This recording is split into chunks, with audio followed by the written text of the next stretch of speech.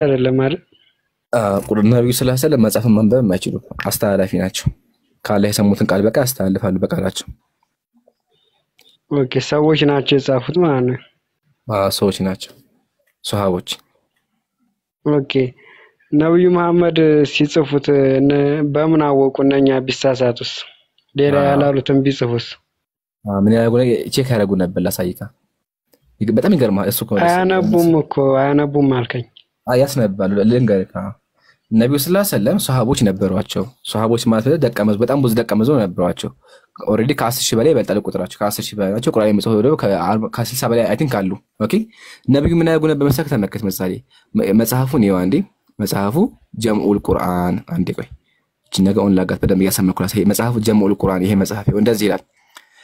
كنت اكتب الوحي عند رسول الله አለ ተናገረ ዘይድ ምን አለ ታላቅ ጸሐፊ ነው ምን አለ እኔ እኮ ቁርአን ነብዩ ጋር ጽፍ ነበር አለ ቁርአን ይጽፍ ነበር وهو يملي علي ነብያችን ያነበው በቃላችን ነበር እሱ ደግሞ ይጽፋል فاذا فرغت ጽፌ ስጨርስ قال اقرأه አንብበው ይሉኛል አለ ለምን ቼክ ለማድረግ እርግጠኛ ለመሆን ከዛ በኋላ فاقرأه ከዛ በኋላ ደግሞ አነበዋለሁኝ አለ ስለዚህ መስለም ያገው ነበር በጽሁፍ ያስቀምጡ ነበር ማለት ነው ያጽፉ ነበር ሲቀጥል ደግሞ ዋናው ቁርአን የመጣበት በቃል ደረጃ ነው እንጂ በጽሁፍ አይደለም እሺ ጽሁፍ ሁለተኛ ነው እንጂ መጀመሪያው በቃል ደረጃ ነው ነብዩ ምን ያደርጉ ነበር መሰለህ ቁርአንን ቃል በቃል ከጅብሪል ይሰማሉ ከዛ በቃላቸው ይዛሉ በቃላቸው ከያዙ በኋላ ምን ያደርጋሉ ለሱሐቦቻቸው ሪድዋኑላሂ ዐለይሂም ስማቸውን እየጠሩ ያስተምሯቸው በቃል ያስተምሯቸው ነበር ስለዚህ ዋና ቁርአን የተሰበሰበው በቃል ደረጃ ነው ማለት በጽሁፍ ግን ተቀምጧል ሐሳቡ ግን የሚያነበው ምሳሌ አሳስቶ ቢያነብስ ምን ማስረጃ አለ እንደዛ እንዳይሆን ደግሞ እንዴት መሰለህ ከ10,000 በላይ ሱሐቦች አሉሃ መቼም አንደኛው ቢሳሳት 10,000 ይሳሳታሉ እንዴ 10,000 ሰው ይሳሳታል አስበቀዋል እንኳን 5 ሰው ራሱ ያሳሳተም እኮ ብራዘር 10,000 ሱሐቦች ማለት ቁርአን የተማሩ በጣም ብዙ ሱሐቦች ነው ያሉት ከሺህ በላይ ናቸው ሱሐቦች ቁርአን የተማሩት ኦኬ ጸሐፊዎቹ እና ማን ናቸው ጸሐፊዎቹ ከ60 በላይ ይሆናሉ ስማቸው ልንገርህ ኦኬ ከ60 በላይ ከሆኑ ምሳሌ ሙሉ ቁርአንን የጻፉት ነው ወይስ እንዴት ነው አረ በጣም ብዙ ናቸው ሙሉ ቁርአን የጻፉማ አይሻ አለች ኡበይ አለ እብነ መስዑድ አለ ዘይድ አለ አቡበከር አለ ዑስማን አለ አሊ አለ ራውዝ ቢላ በጣም ብዙ ናቸው እኮ በጣም ብዙ ናቸው ሱሐቦች ሪድዋኑላሂ ዐለይሂ ለሰላም በጣም ብዙ ናቸው ቁጥራቸው ጨርሳችሁ ማስረጃው ዞሮ ላለመሳሳቱ ማስረጃው እዛው ጋር ሰው ነው ማለት ነው ሰው ሳይሆን ብራዘር ቁርአን ልጅ የሚያደርገው መሰለህ አንዴ ሚውት አድርጉ ቁርአን ልጅ የሚያደርገው መሰለህ ነብዩ መጀመሪያ ቁርአን በቃቸው ይዛሉ ብያለሁ ቀጥሎ ቢናደርጉ ነበር መሰለህ ቃል በቃል ለሱሐቦቻቸው ያስተምራሉ ብዙ ሱሐቦች ናቸው አንደኛው ቢሳሳ ሁሉም ይሳሳቶችንም እንግዲህ 10,000 አስበው 10,000 ሱሐቦች አለ እንደው ከ10,000ዎች እንኳን 1,000 ቢሳሳ 9,000 ይቀራል አይ አይደለ ስለዚህ ቁርአን በጣም እርግጠኛ ኦኬ ማስረጃ አስተኝሽ ማስረጃ አስተይለስ ለየትኛው 10,000 ሱሐቦችን ኢምሩ አንዴ ሚኪዮል ምን መሰለህ ሁሉም ነገር አንደኛ አንዴ እኔ እንደሚመስለኝ ነገር ልንገርህ ሁሉም ነገር ማስረጃ አይፈልግም አንዳንድ ነገሮችን በሎጂክ የምትወስዳቸው አሉ አሁን ሁሉም ሰዎች አንድ አይነት ነገር ጻፉ ማለት ሁሉም ሲሳሳታል ማለት አይደለም ይሄኮ እንደዚህ ካልክ እኮ የመጽሐፍ ቅዱስን እንትንነትንም የመጽሐፍ ቅዱስ ኮንሲስተንሲንም እንትን ልትል ነው ማለት ነው ይሄ እኔ ከመጽሐፍ ቅዱስ ጋር አይደለም እኮ አይደለም ለማለት ፈለኩ ገብቷል የመጣው ገብቷል ያልኩ ገብቷል መጽሐፍ ቅዱስ ትክክል ነው ወይስ አይደለም የሚለው ራሱ የምናውቀው ብዙ ሰው ተመሳሳይ ነገር በማለቱ ነው ብዙ ሰው ተመሳሳይ ነገር በማለቱ ነው መጽሐፍ ቅዱስ ትክክለኛ መሆኑን የምናውቀው ማለት ነው ስለዚህ ቁርአኑንም ቢሆን የጻፉ ሰዎች ዛጋ ያሉት ሁሉም ማለት ነገር ከጻፉ ትክክል የመሆን እድል አለው ነው የሚልከሱ ስለዚህ ይሄን ጥያቄ እሱ የጠየቀውን ጥያቄ ሪፍሬስ አደረግልህ ምን መሰለህ የኔው ጥያቄ እሱ ነው አንዴ ጆን አንዴ ሙታግና አቡል ቡኻሪ ነው ተቀጣለሽ ብራዘር አቡል ቡኻሪ አንድ ቃል ብቻ ራፉ በለኝ መልሱን ልንገረው ሰሃቦች ቢዋሹ ሲያልከውን አላህ ሰሃቦች እንደሚዋሹ መስክሯል ችግር የለም አላህ መስክሯል አትጨነቅ ቁርአንን አላህ እንደሚጠብቀው ቃል ገብቷል አላህ በተከበረው ቃሉ ላይ ኢና ነህኑ ነዘልና الذikra ወኢና ለሁ ለሐፊዙን አንተ መሐመድ ሰለላሁ ዐለይሂ ወሰለም ሲነበብለት hatta ነብይ ሰለላሁ ዐለይሂ ወሰለም ጅብሪል ሲያነብላቸው ራሱ ሲያነብላቸው እሳቸው ይጠፋኛል ብለው ሰግተው ቶሎ አፋቸውን ያንቀሳቀሱ ነበር لا تحرك به لسانك لتعجل به ይሄንን ይዛለው ብለ ፍጥን አትበል እኛ ቀልብህ ላይ እንድትሸመድደው ማድረግ የኛ ስራ ነው አብሽር ለዚህ ጉዳይ አያሳስብህ ይላቸው ነበር አላህ Subhanahu Wa Ta'ala አላህ ነው ራሱ ጠብቀዋለሁ አይጠፋም አይበረዝም አይደለዝም ያለው አላህ ነው ቀጥሎ ደግሞ ለሰሃባዎች ምስክርነት ከፈለክ አላህ Subhanahu Wa Ta'ala ራሱ ምን ብሏል ሰሃቦችን አስመልክቶ በተለይ የቁርአን አንቀጾች ላይ ረዲየላሁ ዐንሁም ወረዱ ዐንሁ ይላል አላህ እነሱ የሚሰሩትን መልካም ስራ ሁሉ ወዷል ጀነትንም ለነሱ አዘጋጅቶላቸዋል እያለ ሁሉም ሰሃባዎች በተቀሉ ቃላቸውን የሚሞሉና ውሸታም እንዳልሆነ አላህ ራገ ለዚህም ነው ለነብዩ ሰለላሁ ዐለይሂ ወሰለም ባልደረባነትም አላህ የመረጣቸው እነሱ እንደማይሳሳቱ 100% እርግጠኛ ነን አላህ ራሱ መስክሮላቸዋል አላህ ደግሞ ቁርአን እንደሚጠብቅ ራሱ ቃል ገብቷል ስለዚህ ምንም የሚያጠራጥረን ነገር የለም አላህ ራሱ ይሄንን ቁርአን እንዲጠብቁ አድርጎ አስቀምጧቸዋል ለዚህም ነው በተለያየ የቁርአን አንቀጾች ላይ ለምሳሌ ሱረቱል حشر ላይ والذين جاءوا من بعدهم يقولون ربنا اغفر لنا ብሎ ولإخواننا الذين سبقونا الله ያወድሳቸው حتى የሚመጣው ትውልድ ሁሉ ለነዚህ አካላቶች ዱዓ እንዲያረግላቸውና ታማኝና የሚናገሩት ነገር ሁሉ ተቀባይነት እንዳላቸው ቁርአን ላይ አላህ አስቀምጧል ስለዚህ ሐሳብ አይግባ አብሽር እውነትን እንጂ አይናገሩም አላህ ራሱ ነው የሚጠብቀው ይሄ ነው ባጭሩ በምን አወቃችሁ ሚኪ ጋር አሚኪ አንዴ አቡል ቡኻሪ ጀዛከላሁ ኸይር ጀዛ በቃ ዘግተዋል ግን ጥያቄው ምንድን ነበር የሱሐቦችን ቁጥር አሳየን ያለው እሱን ጥያቄ መልሰን ተቀጥላለህ ያው ቃል አቡ ዙራ ተናገረ ተመከተ ቁቢዳ ረሱላህ የአላህ መልእክተኛ ወደ አኺራ ሄዱ ከዛ አን 1014 من الصحابه አለ 14000 ሱሐቦች ነበሩ አለ ስንት ናቸው 14000 ሱሐቦች አየህ አይደለ ስንት ናቸው ብራዘር ድገመው ስንት ናቸው ሚኪ ኦኬ እነኚህ ሁሉ ታዲያ ማስረጃ ናቸው ቁርአን ትክክል ለመሆኑ አለመሳሳቱ አብዛኛው እንጂ ከነዚህ አብዛኛው ቁርአንን በቃላቸው ይዘዋል እምሩ ይቅርታ አድርግልኝና ግን ብዙም በሚሆን ሰው አይደለም ከዚህ በፊት አይቼዋለሁና አስቸጋሪ ሰው ነው ለእንትን ሳይሆን ያዳርቃል ቆይ እኔ እኮ ጥያቄ ነው ምን ያናድዳል ይቀርብ ይሻላል ማለት ሌላ ሰው እንትን በል ማለት እንትን ያሾፋል ምናምን ወላሂ ብዙ ጊዜ ስለደቀም ነው ወሂድም ባለበት ሰው ባለበትም ትዝ ይለኛል እና ተው ብዙም ከጆን ጋር ብትቀጥል ይሻላል ወላሂ እምሬ ነው ስለማቀው ነው አቡል ቡኻሪ የመሰለ ነው ኮሜንት ላይ ደግሞ የሚጽፈው ነገር በጣም ይደብራል ያደርቃል ስለማቀው ነው ኧረ ተረጋጋው እንደሚ ኦኬ አይ ልጁን እኔም አውቀዋለሁ አክቹአሊ ግን እንደዛ ግን በእውቀት እንትን የምናገው ለመሰላችሁ ጀማዓተል ኸይር እስልምናችሁ መልስ እንዳለው ያልገባህ ከዛ ያልገባህ ዲቅ ነው ይወርዳል ያልገባህ እስካሁን ላይ ጆን ተቀጣጣይ ኦኬ እሺ ለምንድን ነው እነሱ እንዲጽፉ ያላረጋቸው አለ እንደ ማጥቶ ጥያቄ የስካሁን ተመልሶልሃል በቃ እና በአስተምሮቱ ደረጃ ተመልሶልኛል በቃ እና መሰጋን ስለዚህ እስካሁን ተመልሶ አሁን ደግሞ ጥያቄው ምንድነው ነብዩ መጀመሪያ አልহামዱሊላህ አልহামዱሊላህ ሙስሊም ወንድሞቼ እስልምና መልስ እንዳለው በተሳዳቢ እንኳን አሳመናል አልহামዱሊላህ ጥያቄ በጨረሻ ጥያቄ ደግሞ ምንድነው ነብዩ ለምን መጻፍ አልቻሉም ነው ቁርአን ራሱ መልስ አቡል ቡኻሪ መልስለት ቁርአን ራሱ አስቀምጦታል እኮ አቡል ቡኻሪ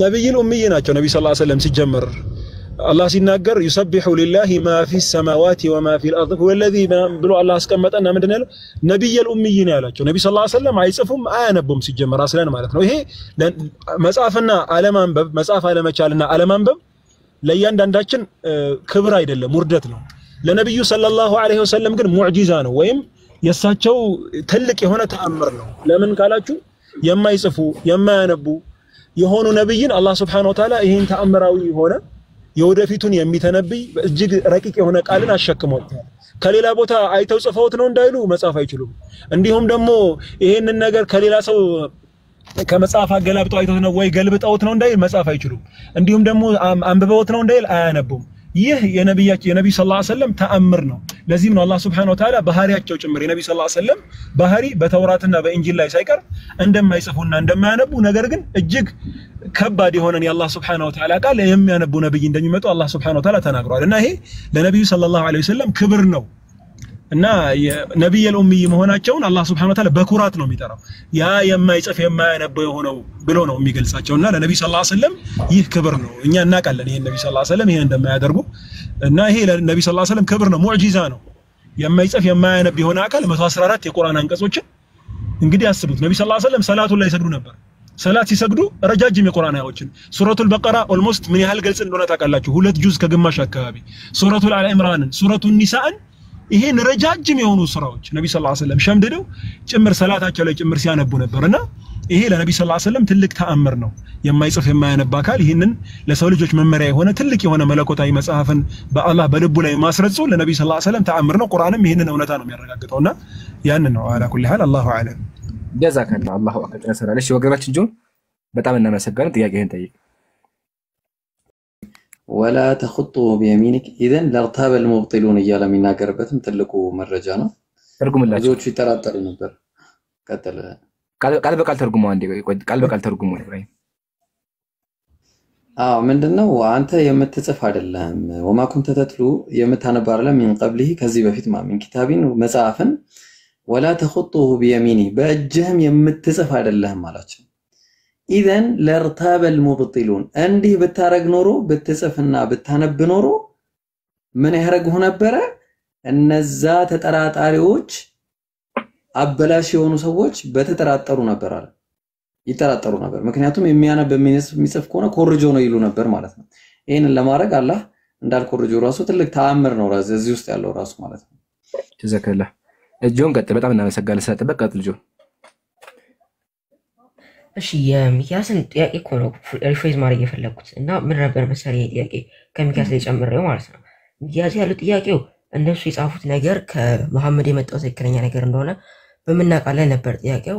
ያው ለሱ ጥያቄ ቀላል ነው። አንድ አይነት ስለሆነ ያው አንድ አይነት ነገር መቼስ ሁሉም በአንድ ላይ ተሳሳቱም ነው። ግን የኔ ጥያቄ ምን መሰለ እንዴት ነው መሐመድስ ራሱ አሁን እነሱ አሁን ያንን ነገር መላኩ ሲያነጋግረው እነሱ ምንም የሚያውቁት ነገር የለም። እጀስ እሱ ብቻ ነው ይመጣና መላኩ እንዲህ ብሎ ነገረኝ፣ ስለዚህ ይሄ ነው እውነቱ ጻፉ ብሎም ይነግራቸው አይደለ?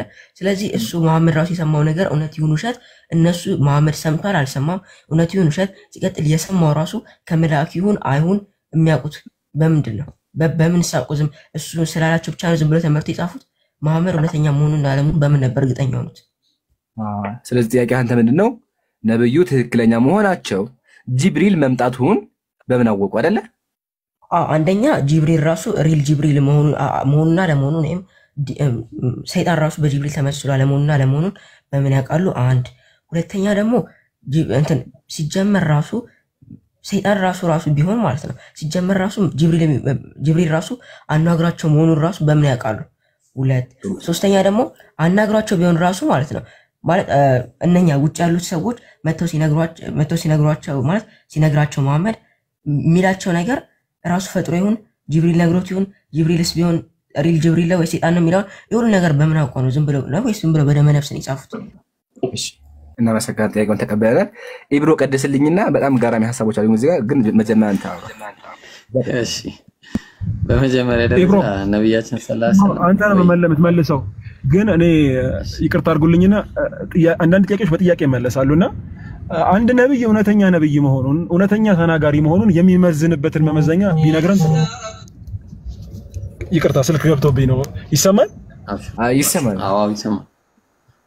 እና እሱ ራሱ ጆን አሁን አንድ ነብይ ትክክለኛ ነብይ ነው የሚያስብለውን መለኪያውን ቢነግረን ጥሩ ነው።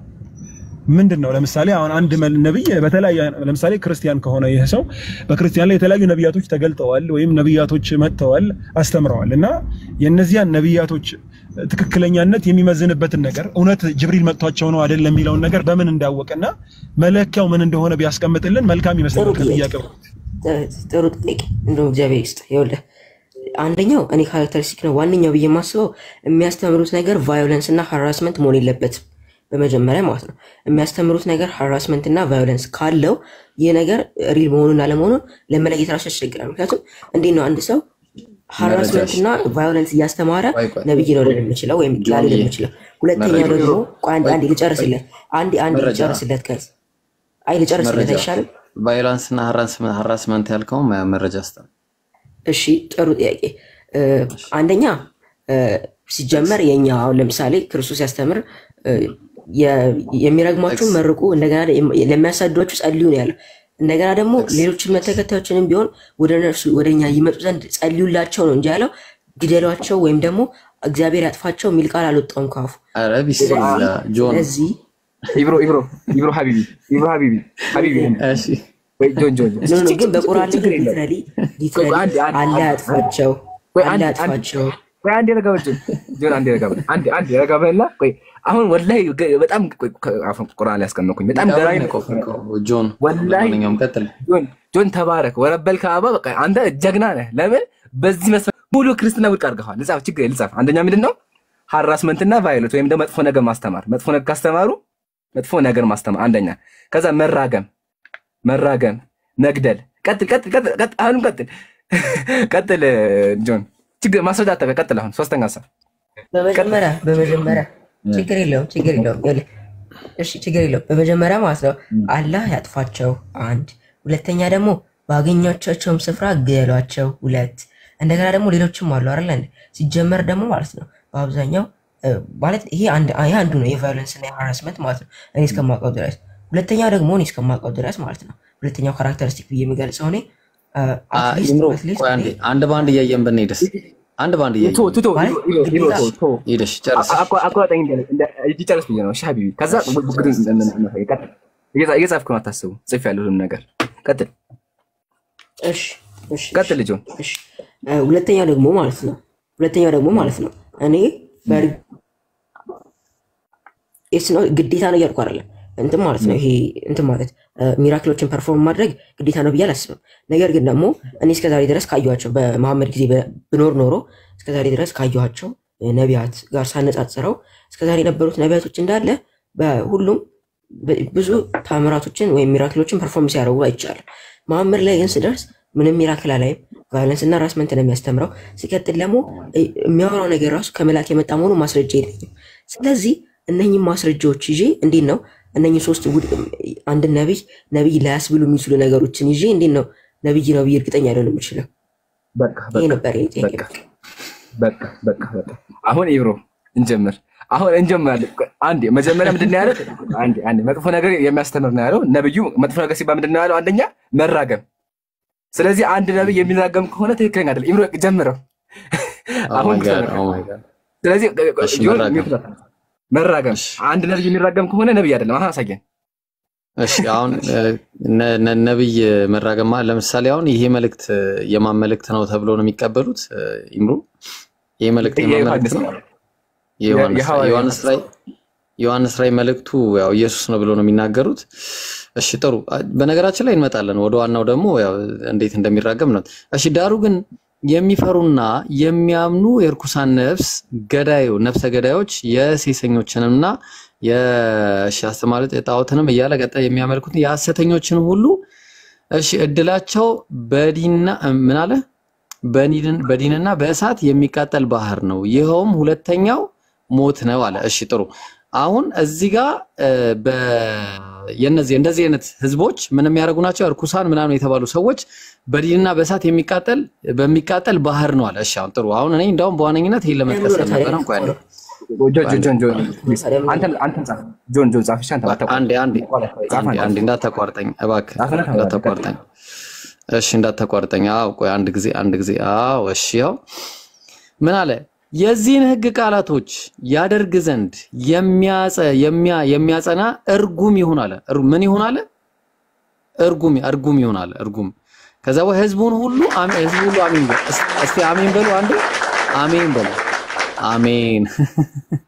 ሁለተኛ ኢብሮ ችግር የለውም እዚህ ጋር ማለት ነው። ስለዚህ ያጀማ ጆ ምንድን ነው ያለው? የሚራገም ከሆነ ትክክለኛ መጽሐፍ አይደለም አለ። በመጽሐፍ መሰረት ደግሞ መጽሐፉ ይራገማል። ስለዚህ መጽሐፍ ውስጥ ትክክለኛ አይደለም እና መሰረት አንደኛ ፖይንት ቀጥል ኢብሮ። እሺ እዛው ደግሞ ጆን እድል ሰጣለን በኋላ ተቋል ደቂቃ አለ በኋላ ቀጥል። አሁን ጭራሽ ደግሞ ማለት ነው ጭራሽ ጌታ ኢየሱስ ክርስቶስን የማይወድ ቢኖር የተረገመ ይሁን። እሱስ ምን አለ?